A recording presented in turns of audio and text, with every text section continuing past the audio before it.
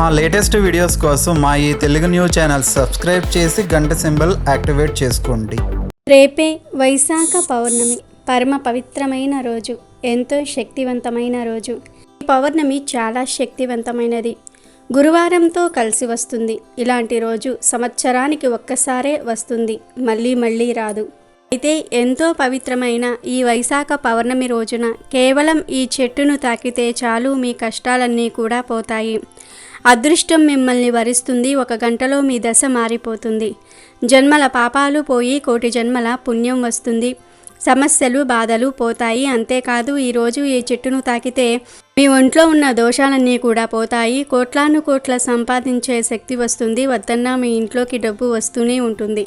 మరి అత్యంత పవిత్రమైన మహావైశాఖి రోజు ఏ చెట్టును తాకితే తిరిగిలేని రాజయోగం పడుతుందో, కోటి జన్మల పుణ్యం వస్తుందో ఇప్పుడు మనం ఈ వీడియోలో వివరంగా తెలుసుకుందాం.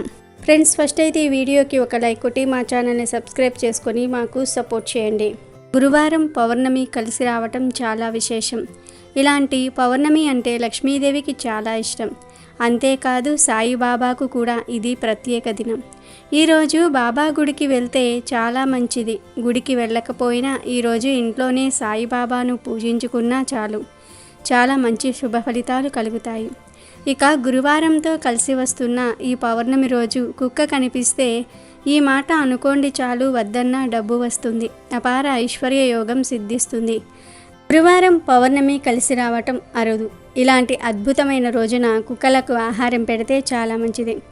చాలామంది కాపలా కోసం ఇంటి దగ్గర కుక్కలు పెంచుకుంటూ ఉంటారు. పెంచకపోయినా ఇంటి దగ్గర కుక్కలు తిరుగుతూ ఉంటాయి. వీధుల్లో బోలెడన్ని కుక్కలు కనిపిస్తాయి. అలా వీధుల్లో తిరిగే కుక్కలకు ఆహారం పెడితే చాలా మంచిదని శాస్త్రాలు చెప్తూ ఉన్నాయి. ఎప్పుడైనా సరే మీరు వీధి కుక్కలకు ఆహారం పెట్టారంటే ఆ కుక్క మిమ్మల్ని ఎప్పటికీ మర్చిపోదు. కావాలంటే మీరు ఒకరోజు ఒక వీధి కుక్కకు ఆహారం పెట్టి చూడండి. ఆ కుక్కకు మీరు ఎప్పుడు కనిపించినా మీ వెనుకాల తోక ఊపుకుంటూ వస్తుంది. మిమ్మల్ని ప్రొటెక్ట్ చేస్తుంది. కుక్కలు ఒకసారి అన్నం పెడితే చాలు, ఆ మనిషిని ఇక మర్చిపోవు. అంత విశ్వాసాన్ని కలిగి ఉంటాయి. అందుకే కుక్కలకు మన సాంప్రదాయంలో ఎంతో ప్రాధాన్యతను ఇచ్చారు. ఊళ్ళ వాహనాలుగా కుక్కలను మార్చారు. గురువారము పౌర్ణమి తిథి కలిసి వచ్చిన రోజున మీకు ఏ సమయంలో అయినా సరే కుక్క కనిపిస్తే దానికి గోధుమ పిండితో చేసిన ఆహారాన్ని వేయండి. అంటే చపాతీ, పూరి ఇలాంటివి వేయండి. లేదంటే మినుములతో చేసిన పదార్థాలు వేయండి. అంటే గారెలు, అట్లు, ఇడ్లీ లాంటివి పెట్టవచ్చు. ఇవేమీ లేకపోతే అన్నంలో పెరుగు కలిపి ఉప్పు లేకుండా ఆ అన్నాన్ని కుక్కకు పెట్టేయండి. ఒక కుక్క కనిపిస్తే ఒక కుక్కకు పెట్టండి. లేదు 2, 4 కుక్కలు కనిపిస్తే, గుంపుగా కనిపిస్తే వాటన్నిటికీ కలిపి పెట్టేయండి. మీరు పెట్టిన ఆహారాన్ని కుక్కలు తినే సమయంలో ఓం సాయి గురువాయ నమః అనే మంత్రాన్ని 21 సార్లు కానీ 3 సార్లు కానీ మనసులో అనుకోండి. గురువారం పౌర్ణమి కలిసి వచ్చిన రోజున కుక్క కనిపిస్తే ఈ చిన్న పని చేయటం వలన మీకు ఉన్న కష్టాలన్నీ కూడా పోతాయి. కన్నీళ్ళు, శోకము పోతుంది. వద్దన్న ఐశ్వర్యం వచ్చి పడుతుంది. సకల ఐశ్వర్యాలు సిద్ధిస్తాయి. ఎటువంటి కష్టాలున్నా తీరిపోతాయి.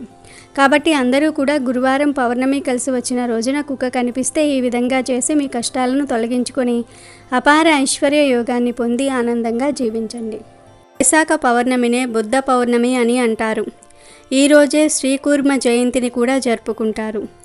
ఈరోజే అన్నమాచార్యుల జయంతిని కూడా జరుపుకుంటారు. ఇన్ని విశిష్టతలు కలిగిన ఈ వైశాఖ పౌర్ణమి రోజున జిల్లేడు చెట్టును తాకితే చాలు, పాపాలు పోతాయి, కోటి జన్మల పుణ్యం వస్తుంది. వైశాఖ పౌర్ణమి అనేది శ్రీ మహావిష్ణువుకు, లక్ష్మీదేవికి, శివుడికి ఇష్టమైన రోజు. కావున ఈరోజు త్రిమూర్తుల ఆశీర్వాదం కలగాలంటే జిల్లేడు చెట్టును తాకండి చాలు.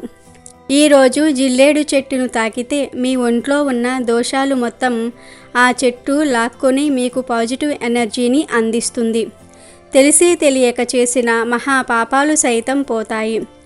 ఈరోజు తెల్ల జిల్లేడు చెట్టును కానీ లేదా మామూలు జిల్లేడు చెట్టును కానీ ఏ చెట్టును తాకినా మీకు అదృష్టం పడుతుంది. ఎంతో కాలం నుండి అనుభవిస్తున్న కష్టాలు పోతాయి.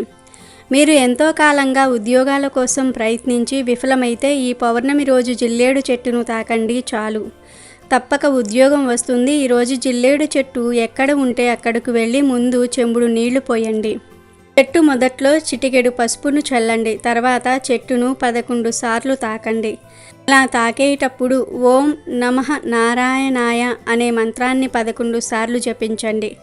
తర్వాత కాసేపు ఆ జిల్లేడు చెట్టు దగ్గరలో ఉండి తర్వాత ఇంటికి వచ్చేయండి.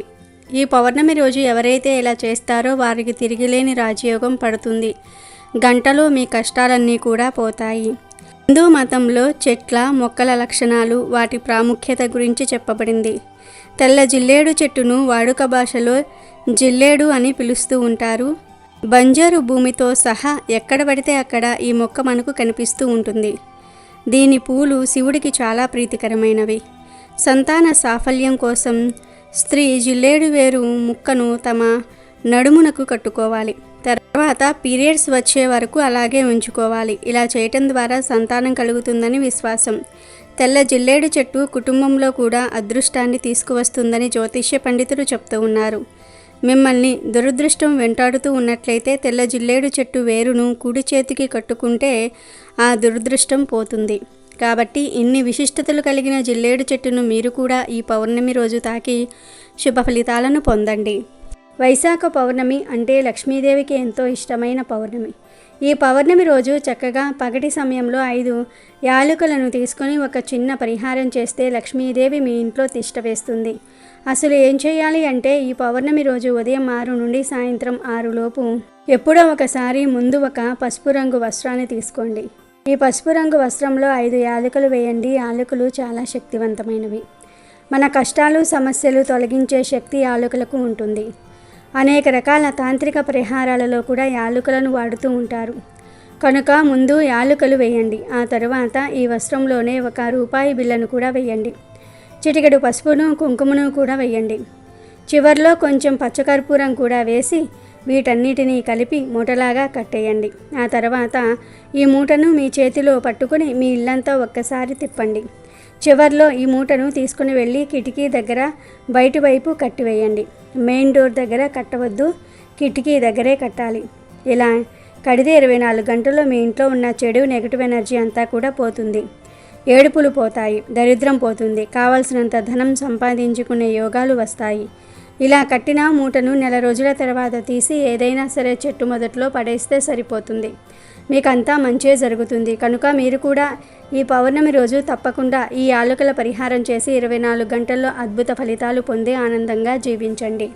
వైశాఖ పౌర్ణమిని మహావైశాఖి అంటారు. ఇది శ్రీ మహావిష్ణువు కూర్మావతారం దాల్చిన రోజు. ఈ పుణ్య సందర్భాన్ని పురస్కరించుకొని ఈరోజు జనులు శ్రీ మహావిష్ణువును ఆరాధిస్తారు. వైశాఖ పౌర్ణమి రోజు చేసిన దానం జన్మ జన్మాంతరాల పాపాలను తొలగిస్తుంది, విశేష ధన ప్రాప్తిని కలగజేస్తుంది. ఈరోజే కూర్మ జయంతిని జరుపుకుంటారు. దుష్ట శిక్షణ, శిష్ట రక్షణ కోసం శ్రీ మహావిష్ణువు 10 అవతారాలెత్తాడు. అందులో 2వ అవతారం కూర్మ అవతారం. కృతయుగంలో దేవదానవులు అమృతం కోసం క్షీరసాగరం చిలకటం మొదలుపెట్టారు. మందరగిరిని కవ్వంగా, వాసుకిని తాడుగా చేసుకుని దేవాసురులు పాల సముద్రాన్ని చిలుకుతూ ఉండగా మందరగిరి సముద్రంలోనికి జారిపోతుంది. సముద్ర మదనానికి ఆటంకం కలిగింది. ఆ ఆటంకం నుంచి బయటపడేలాగా అనుగ్రహించమని దేవతలు శ్రీ మహావిష్ణువును వేడుకున్నారు. అప్పుడు నారాయణుడు కూర్మ రూపం దాల్చి సముద్రంలోనికి మందరగిరిని మునిగిపోకుండా చేశాడు. అలా ఉద్భవించినదే కూర్మావతారం. కూర్మావతారాన్ని కొలిచే ఆలయాలు దేశంలోనే కాదు ప్రపంచంలోనూ కూడా చాలా తక్కువ. కానీ ప్రపంచంలోనే ఏకైక కూర్మ దేవాలయంగా చెప్పబడుతున్న పుణ్యక్షేత్రం శ్రీకూర్మం.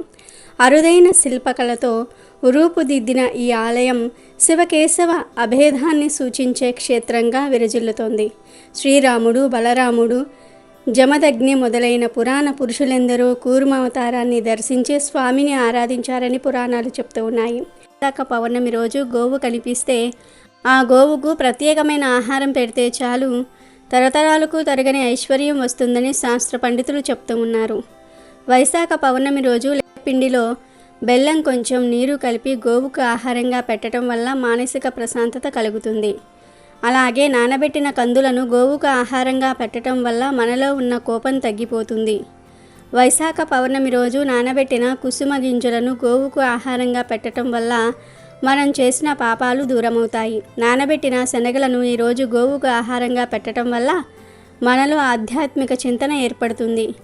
రాగిపిండి మరియు బెల్లము కలిపి గోవుకు పెడితే మనకు ఉన్న దరిద్రాలు తొలగిపోతాయి.